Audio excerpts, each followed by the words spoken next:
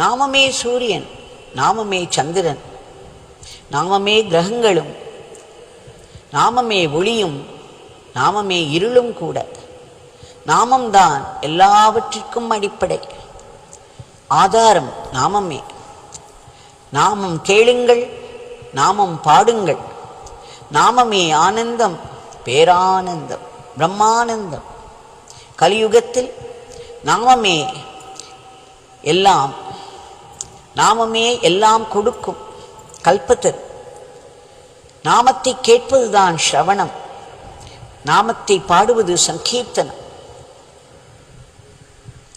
இந்த சங்கீர்த்தனம் நாமத்தை கேட்பதை விட மிகவும் சிறந்தது, பெரியது. ஒரு பாப்பியினால், பாபத்தை செய்தவனால் நாமத்தை பாட முடியாது. திரும்ப திரும்ப காதால் கேட்ட பின்பே